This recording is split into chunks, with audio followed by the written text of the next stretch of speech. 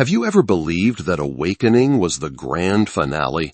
That once you awaken, suffering disappears forever, the mind falls into eternal silence, and life unfolds in endless bliss?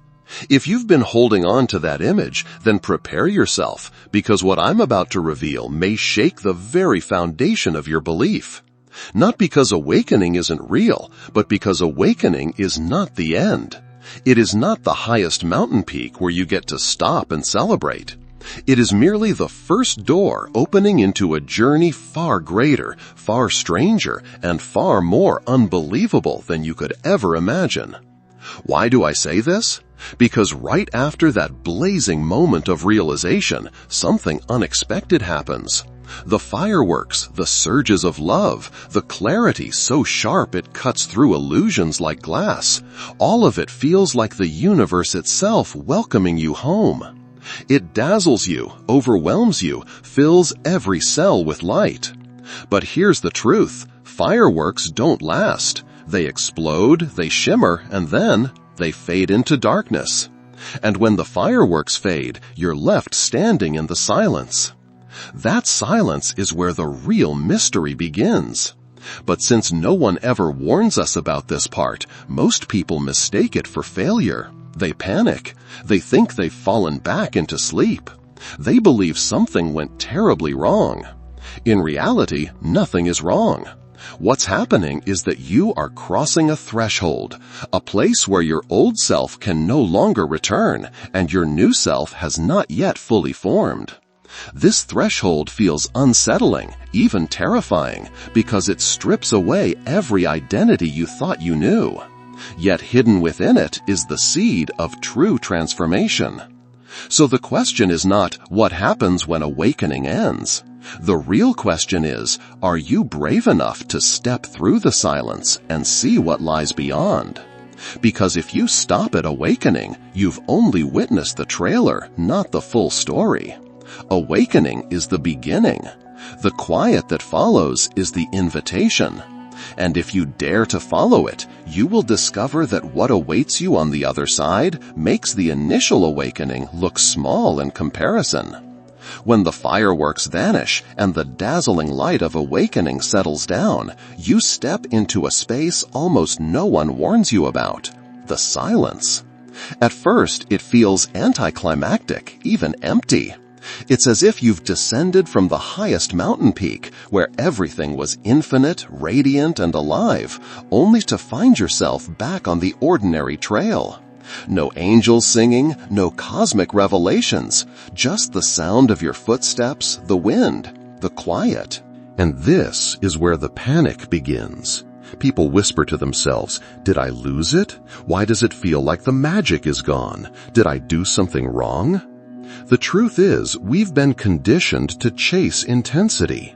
We get addicted to the high, the surge of clarity, the overwhelming love, the sense of divine union. When that high fades, the mind interprets the silence as loss. That is the trap. You either run backward, desperately trying to recreate the initial explosion through more meditation, more books, more rituals. Or you pause, breathe, and realize something profound. The silence itself is the teacher. In that silence, you begin to notice what has truly changed. The old self cannot come back.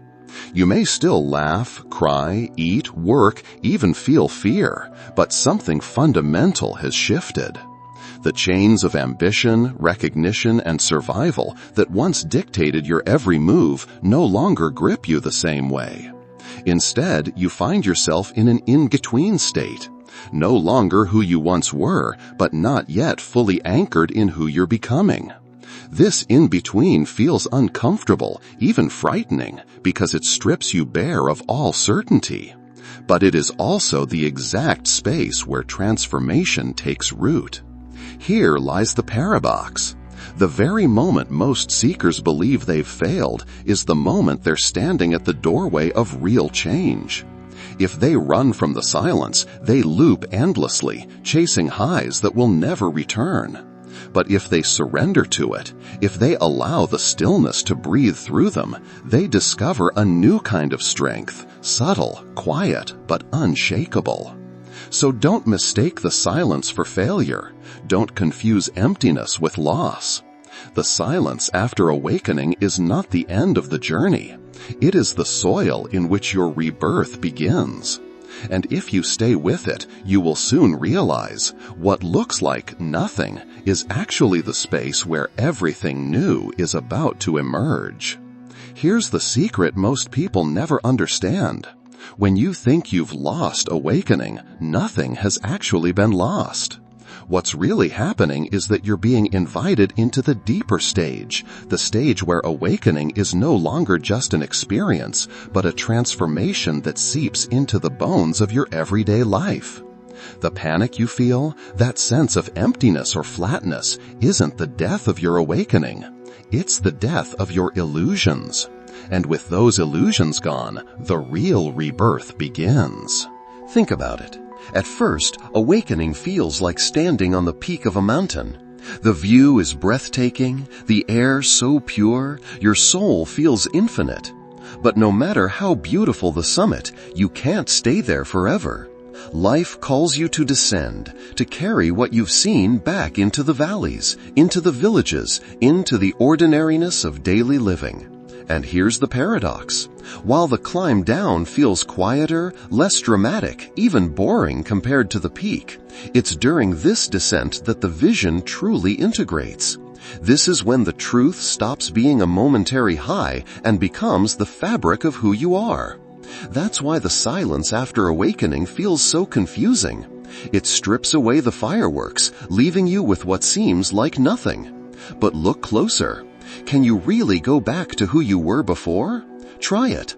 Try pretending you care about the same old games of chasing status, wealth, or validation. Try letting the illusions of society grip you again. You can't. The shift is irreversible. Something inside you has permanently changed. The so-called loss is nothing more than your ego grieving its own death. And here's where the rebirth quietly takes shape. In the silence, in the ordinariness, you start to notice a subtle freedom. Life still has challenges, pain still comes, emotions still rise, but they no longer drown you. They pass through like weather, while something deeper remains untouched. This is the seed of rebirth, not living in pursuit of ecstatic highs, but living anchored in a freedom so steady it no longer depends on circumstances. So, the truth is simple yet radical. What feels like the end of awakening is actually the beginning of embodiment. It's where you stop chasing experiences and start living the truth. And once you see this, you'll realize you haven't lost awakening at all. You've entered the only stage that truly matters. The stage where awakening becomes who you are, not what you feel. As the silence deepens and the so-called loss of awakening settles, something extraordinary begins to unfold. Not in the form of grand visions or cosmic fireworks, but in the very fabric of your ordinary life. At first, it's subtle. You wake up in the morning, and though the world looks the same, you notice something has shifted. The old hunger, the constant drive to prove yourself, to chase validation, to manufacture meaning in every moment, no longer grips you the way it once did. For the first time, you feel a strange, almost unsettling freedom. The freedom of not needing to be anything more than you are right now. This shift touches everything, especially your relationships. People around you might still see the old version of you. They may still invite you into drama, arguments, or endless cycles of chasing and competing. At first, this feels frustrating. You want to shake them awake, to make them see what you've seen. But slowly, you realize you don't have to prove anything. You don't need to convince anyone of your awakening. Your presence itself begins to speak louder than words. Some people will sense it, others won't, and you learn to let that be.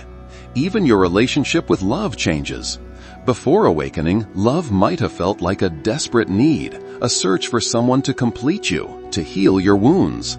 After awakening, beginning to embody itself, love becomes less about possession and more about radiance. You discover you can love others without clinging, support them without carrying their pain, walk beside them without walking their path for them. This realization is liberating. You stop trying to fix everyone. You stop trying to save the world. Instead, you learn the quiet strength of simply being present, of allowing others their journey while you honor your own. And what about goals, ambitions, the endless striving that once consumed you? Strangely, they lose their intoxicating power. Not because you become lazy or indifferent, but because you finally stop resisting life.